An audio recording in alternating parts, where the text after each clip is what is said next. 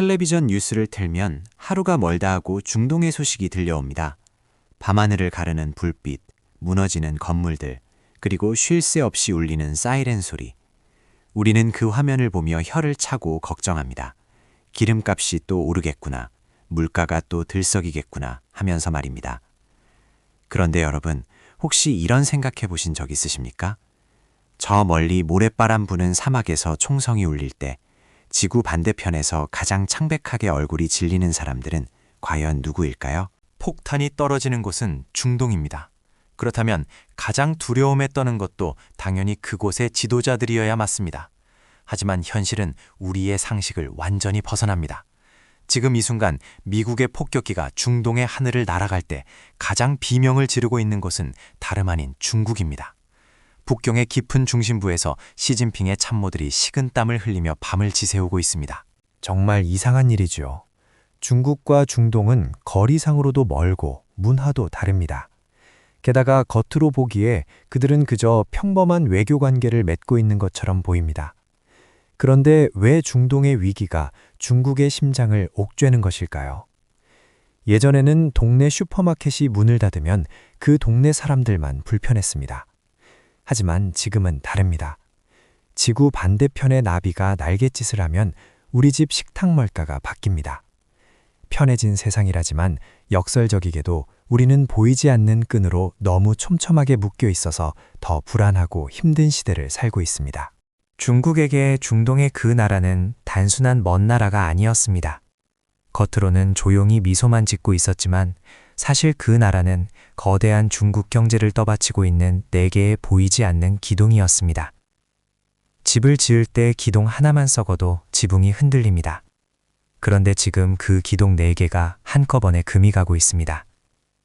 이 거대한 지각 변동은 단순히 그들만의 싸움으로 끝나지 않습니다. 결국 돌고 돌아 우리의 지갑을 얇게 만들고 우리의 노후를 위협하는 거대한 파도가 되어 밀려올 것입니다. 도대체 무슨 일이 벌어지고 있는 걸까요? 데이터를 보면 답이 나옵니다. 가장 먼저 살펴볼 것은 바로 에너지입니다. 우리 몸에 피가 돌아야 살 수 있듯이 나라 경제가 돌아가려면 기름이 필요합니다.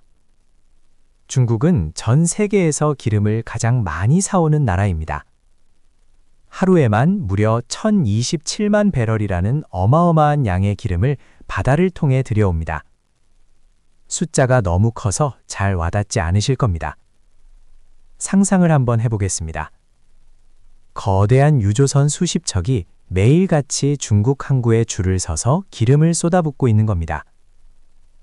그런데 이 엄청난 기름 중에서 꽤 많은 양, 무려 10명 중 한두 명 꼴에 해당하는 양이 바로 이란이라는 나라에서 들어옵니다. 최근의 통계를 보면 중국은 하루에 138만 배럴의 이란산 기름을 사들이고 있습니다. 여기서 정말 놀라운 사실이 하나 있습니다. 이란이 배에 실어서 외국으로 파는 기름의 10중 8구는 오직 중국 한 나라가 싹쓸이하고 있다는 점입니다. 왜 이런 일이 벌어졌을까요? 이란은 지금 국제사회의 벌을 받고 있습니다. 물건을 만들어도 내다 팔 곳이 없습니다. 장사꾼이 물건을 팔지 못하면 어떻게 됩니까?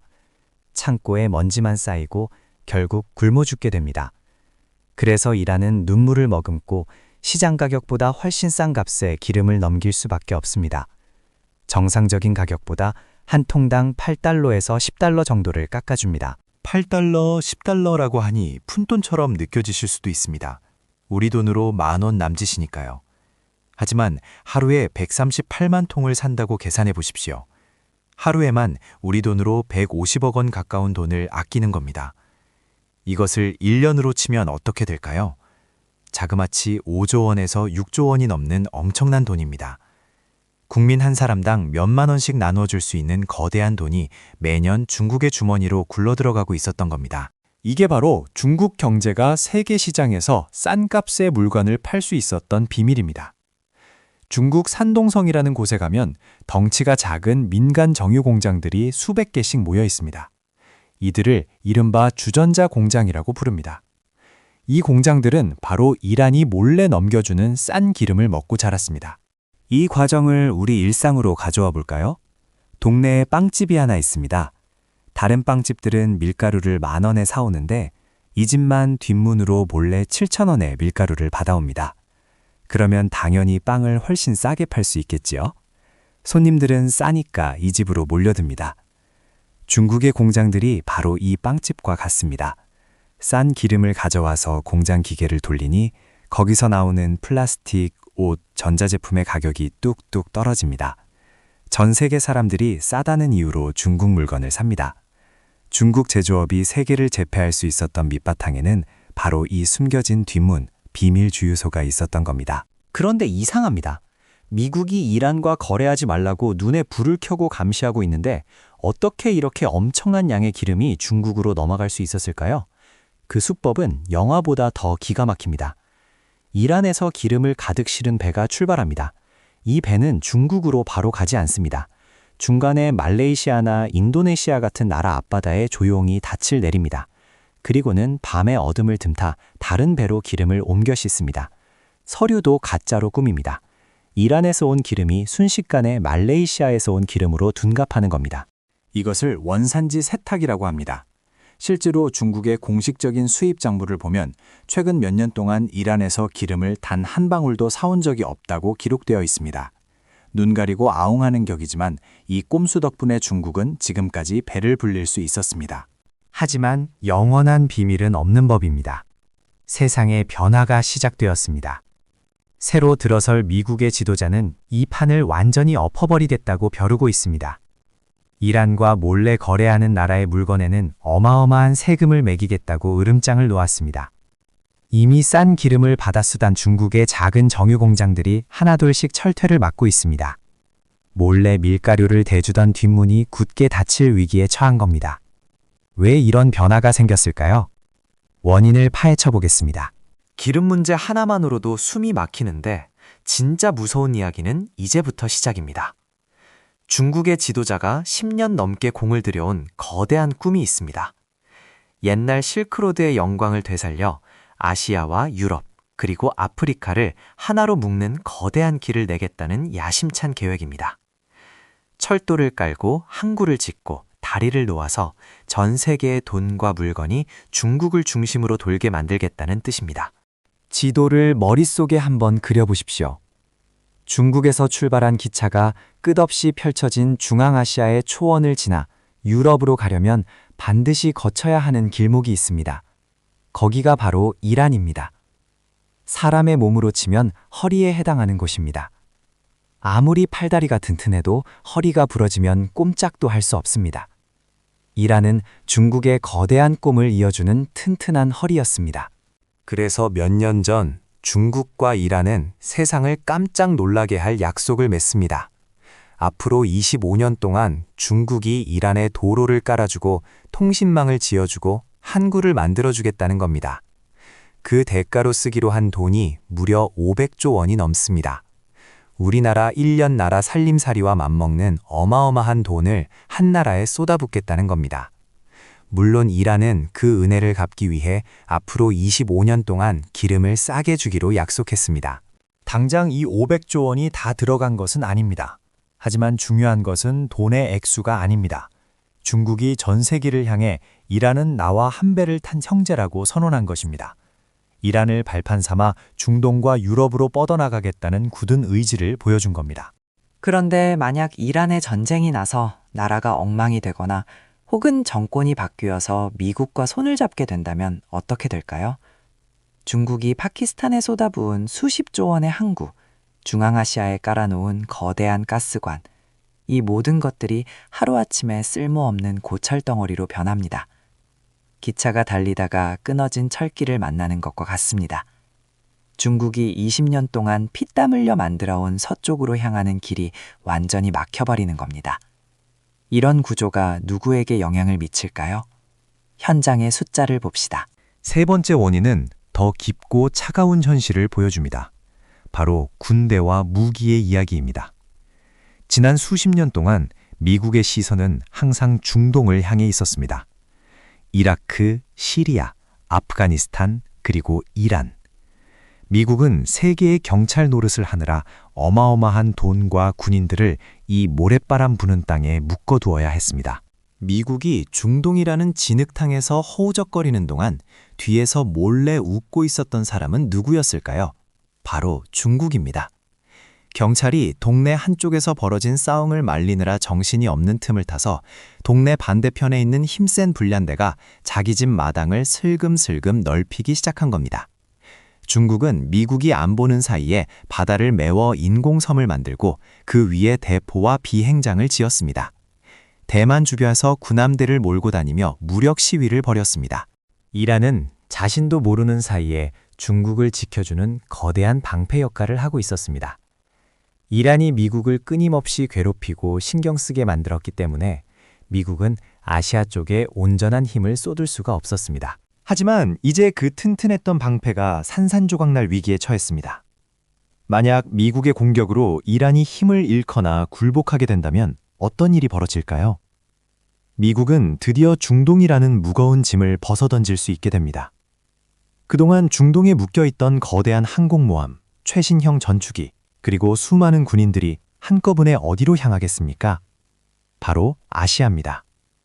중국의 턱 밑인 대만 앞바다와 남쪽 바다로 미국의 시퍼런 칼날이 정면으로 겨누어지는 겁니다.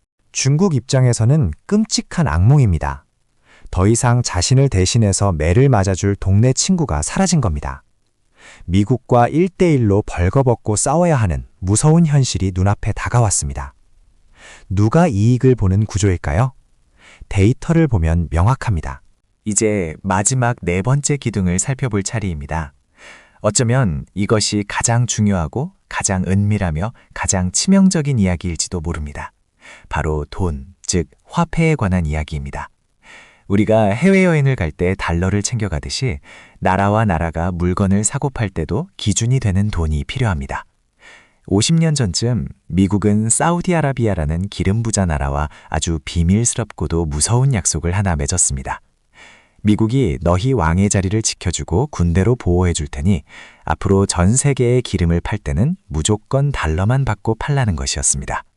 이 약속 하나가 세상을 완전히 바꿔놓았습니다. 생각해 보십시오. 기름 없이 살 수 있는 나라는 없습니다. 그런데 기름을 사려면 무조건 달러가 있어야 합니다. 그러니 전 세계 모든 나라가 울며 겨자 먹기로 달러를 벌어들여 금고에 쌓아두어야만 했습니다. 미국이 아무리 종잇돈을 마구 찍어내도 달러의 가치가 떨어지지 않고 세계 제1의 힘을 유지할 수 있었던 비밀이 바로 여기에 있습니다. 기름과 달러를 한 몸으로 묶어버린 겁니다. 중국은 이 사실을 누구보다 뼈저리게 알고 있었습니다. 세계 제1의 강대국이 되려면 반드시 이 달러의 사슬을 끊어내야만 했습니다. 만약 미국이 화가 나서 중국 은행들이 달러를 못 쓰게 막아버리면 중국은 하루아침에 기름 한 방울 사지 못하고 경제가 멈춰버리기 때문입니다. 마치 신용카드가 정지되어서 마트에서 쌀 한 포대도 살 수 없는 가장의 신세가 되는 것과 같습니다. 실제로 옆나라 러시아가 전쟁을 일으켰다가 달러를 못 쓰게 되면서 경제가 엉망이 되는 것을 중국은 두 눈으로 똑똑히 지켜보았습니다. 그래서 중국은 아주 치밀한 작전을 세웠습니다. 기름을 살 때 달러 대신 자기 나라 돈인 위안화로 결제하는 세상을 만들겠다는 꿈이었습니다. 달러의 독점을 깨고 중국 돈의 힘을 키우겠다는 야심입니다. 그리고 이 위험한 도전에 기꺼이 손을 잡아준 파트너가 바로 이란이었습니다. 이란 입장에서는 선택의 여지가 없었습니다. 이미 미국으로부터 달러 사용을 금지당해 숨이 넘어가기 직전이었으니까요. 중국이 자기네 돈으로라도 기름을 사주겠다니 이란에게는 생명줄이나 다름없었습니다. 중국은 이란과 거래하면서 조금씩 아주 조심스럽게 달러 대신 위안화로 기름을 사고 파는 연습을 해왔습니다. 처음에는 작았지만 이 연습은 점점 규모가 커졌습니다. 중국이 세운 새로운 에너지 시장에서 거래되는 양이 전 세계의 10명 중 한두 명이 참여할 정도로 성장했습니다. 하지만 역사를 돌아보면 감히 달러의 아성에 도전했던 나라들의 끝은 참혹했습니다. 옛날 이라크의 지도자는 기름값을 달러 대신 유럽 돈으로 받겠다고 큰 소리를 쳤다가 미국의 공격을 받고 이슬로 사라졌습니다. 아프리카 리비아의 지도자 역시 아프리카만의 새로운 돈을 만들겠다고 나섰다가 비참한 최후를 맞았습니다. 미국은 달러의 힘에 도전하는 자를 결코 용서하지 않았습니다. 지금 이란이 흔들린다는 것은 중국의 이 거대한 꿈이 무너진다는 것을 뜻합니다. 만약 이란의 정권이 무너지고 미국과 친한 사람들이 권력을 잡는다면 그들은 당장 내일부터 다시 기름값을 달러로만 받겠다고 선언할 것입니다. 그렇게 되면 중국이 십수년 동안 공들여 쌓아온 중국 돈의 독립 계획은 모래성처럼 허물어집니다. 물론 지금 당장 중국 돈이 달러를 이길 수는 없습니다. 전 세계 사람들이 금고에 보관하고 있는 돈 중에서 중국 돈이 차지하는 비율은 고작 100원 중 3원 정도에 불과합니다. 100원 중 60원을 차지하는 달러와는 비교조차 할 수 없는 초라한 수준입니다.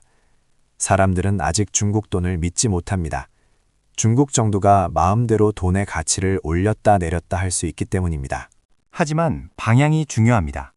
비록 느리지만 중국은 아랍의 다른 나라와도 중국 돈으로 가스를 사는 데 성공하며 조금씩 앞으로 나아가고 있었습니다. 그런데 그 든든한 디딤돌이었던 이란이 사라지면 중국은 허공에 발을 헛딛게 됩니다. 이 30년을 내다보고 짜놓은 판이 한순간에 엎어지는 겁니다. 이런 변화는 다른 곳에서도 일어나고 있습니다. 새로 백악관의 주인이 될 사람은 이 모든 약점을 현미경처럼 들여다보고 있습니다. 그는 단순히 이란이 무기를 만들려는 게 아닙니다. 이란이라는 급소를 찔러서 중국이라는 거인의 무릎을 꿇리려는 아주 무섭고 정교한 판을 짜고 있는 것입니다. 우리가 앞서 살펴본 4가지 기둥을 다시 한번 머릿속에 정리해 보십시오. 첫째, 남몰래 싸게 들여오던 비밀 주유소의 문이 닫힙니다. 둘째, 유럽으로 뻗어가려던 거대한 비단길의 허리가 뚝 끊어집니다. 셋째, 나를 대신해 매를 맞아주던 든든한 방패가 사라지고 미국의 총구가 내 이마를 겨눕니다.